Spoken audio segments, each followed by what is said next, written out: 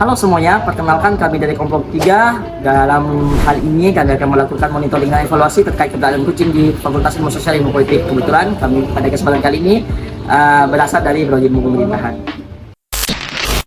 Nah, pada kesempatan kali ini kami akan mewawancarai beberapa mahasiswa yang ada berada di Fakultas Ilmu Sosial Ilmu Politik. Nah, untuk kesempatan pada kali ini kita akan mewawancarai Bang Andri. Silakan perkenalan Bang Andri. Perkenalkan, saya Andri Kurniawan, salah satu mahasiswa FISIP Untar. Kebetulan juga menjadi pengurus komunitas kucing Untar. Nah, pada kesempatan kali ini kami ada beberapa pertanyaan, Bang. Ada 4 pertanyaan. Yang pertama, menurut Anda, apakah keberadaan kucing di fakultas ini mengganggu aktivitas perkuliahan? Sebenarnya kalau dibilang mengganggu, nggak pernah sama sekali ya. Karena kucing juga hanya berkeliaran di kampus saja, jadi nggak masuk ke kelas ketika ada pelajaran segala macam. Bahkan untuk kucing yang mungkin pup sembarangan, bahkan nggak pernah ditemukan sih sepengetahuan saya. Ya, mungkin kayak gitu. Jadi kalau dibilang mengganggu, nggak sama sekali. Kita lanjut ke pertanyaan kedua ya, Bang ya. Apakah menurut Anda perlu ada tempat makan atau penampungan khusus untuk kucing? Kalau penampungan di fakultas kayaknya nggak perlu, karena kita memang lembaga pendidikan gitu ya. Namun kalau tempat makan, nah itu saya rasa perlu, karena kayak kucingnya kan juga makhluk hidup. Kalau kita biarkan makan di lantai segala macam tuh kayak kasihan juga, dan itu juga mungkin berpengaruh sama kesehatan dia kan. Jadi saya rasa perlu dari kampus untuk menyediakan tempat makan ataupun minum untuk kucing. Nah, yang ketiga, pernahkah pihak fakultas melakukan upaya untuk menangani kucing liar ini? Kalau untuk kucing liar, setahu saya belum ada ya dari kampus untuk menanggulangi seperti itu. Dan juga mungkin bahkan kesehatan segala macam pun sepengetahuan saya belum ada dari kampus untuk membantu mungkin kucing yang sakit segala macam. Namun biasanya dari satpam di depan biasanya ada memberikan seperti makanan. Nah, mungkin hanya sebatas makanan untuk saat ini, belum ada menurut saya terkait kesehatan ataupun yang lain. Nah, di sini juga makanya terkait keresahan inilah ya, makanya komunitas ini terbentuk. Makanya di sini kita berusaha dan juga berupaya. Yang pertama tuh untuk menyejahterakan kucing-kucing yang ada di fakultas. Nah, itu salah satu dari tujuan adanya komunitas ini. Karena mau gimana pun kita sebagai mahasiswa, apalagi yang suka atau pecinta kucing, kadang merasa risih gitu. Melihat kucing ini ada yang sakit, ada yang kelaparan, ada yang belum makan lah segala macamnya. Maka dari itu tujuan kita di sini untuk membantu terkait kesehatan kucingnya ataupun untuk makanan kucing. Untuk sekarang kemarin kita sudah ada bertemu dengan dari dinas peternakan. Jadi insya Allah untuk kedepannya, memang kan karena komunitasnya baru terbentuk ya. Jadi untuk kegiatan-kegiatan yang secara langsung itu memang belum berjalan sepenuhnya. Jadi untuk sekarang kita baru melaksanakan pendataan. Nah, nanti insya Allah kita akan mengadakan untuk cek kesehatan kucing lah. Karena kita juga udah ketemu dan kemarin berkolaborasi sama dari dinas peternakan. Kita lanjut ke pertanyaan yang terakhir ya, Bang. Menurut Anda, solusi terbaik agar kucing tetap terawat tanpa mengganggu kebersihan kampus itu bagaimana, Bang?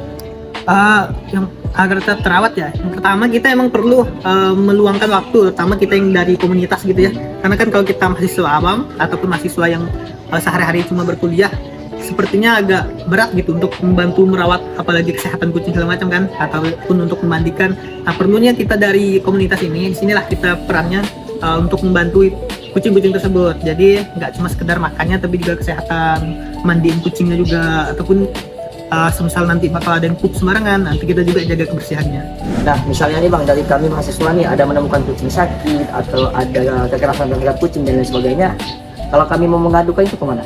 Ya, boleh langsung mengadukan atau laporan ke Instagram Kucing Untan, Kucing FISIP Untan. Nah, situ boleh kan langsung mengadukan laporan entah kucing yang kurang makan ataupun ada yang kayak kekerasan terhadap kucing tadi, ataupun mungkin bagi teman-teman yang mau atau pengen berdonasi terhadap makanan kucing atau kesehatan kucing, itu boleh banget langsung di DM saja Instagram Kucing FISIP Untan. Halo semuanya, perkenalkan nama saya Febi Asyura dari Prodi Ilmu Pemerintahan. Di sebelah saya ada Nama saya Pilar Tafsir Hairudi, saya juga mahasiswa dari FISIP Untar. Menurut Abang, apakah keberadaan kucing di fakultas kita ini mengganggu aktivitas belajar mengajar? Kalau belajar mengajar menurut saya sih tidak terlalu mengganggu ya, karena kotoran kucing itu jarang sekali terlihat, apalagi di kelas-kelas. Mungkin ada dari pihak kebersihan juga sudah membersihkannya, jadi kurang mengganggu juga. Selanjutnya, apakah menurut Anda perlu ada tempat makan atau penampungan khusus kucing di kampus kita?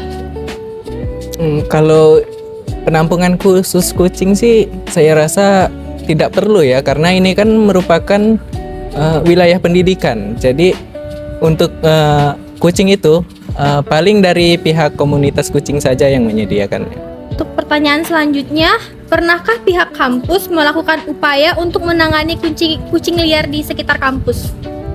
Kalau dari pihak kampus saya rasa kurang tahu juga karena saya hanya mahasiswa di sini.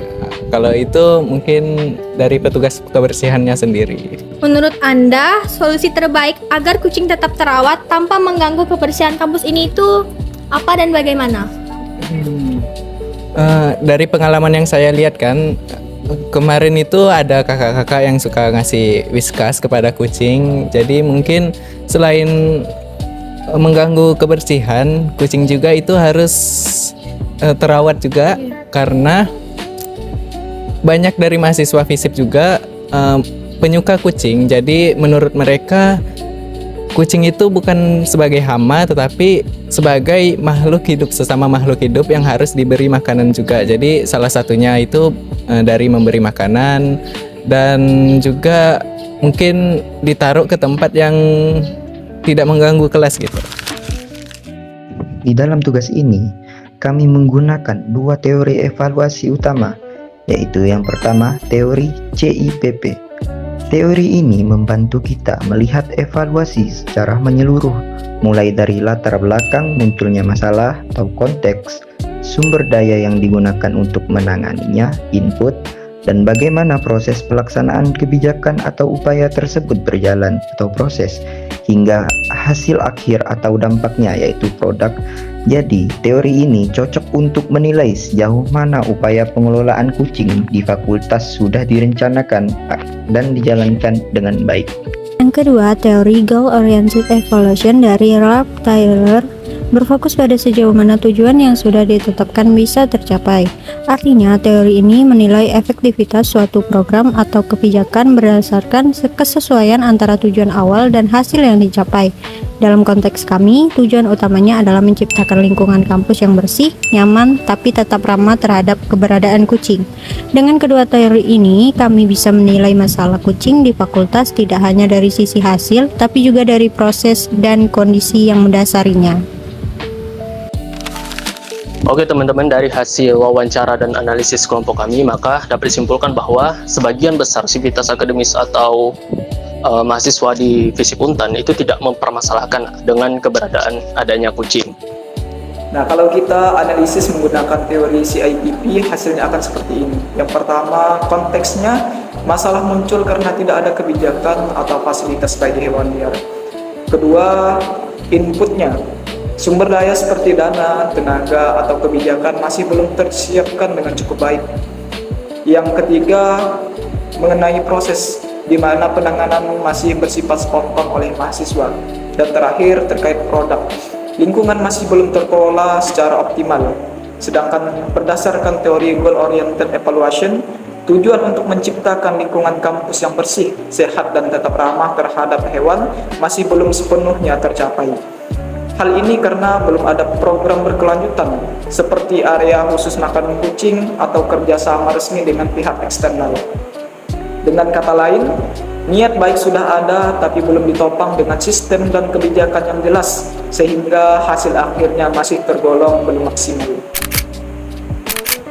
Rekomendasikan kepada fakultas adalah agar fakultas itu bekerja sama dengan komunitas pecinta hewan seperti abang yang sudah kami wawancarakan tadi, untuk membuat feeding atau area khusus bagi kucing, serta membuat kebijakan sederhana tentang pengelolaan hewan liar di kampus. Dengan langkah ini, lingkungan kampus bisa tetap bersih, sehat, dan ramah hewan. Terima kasih.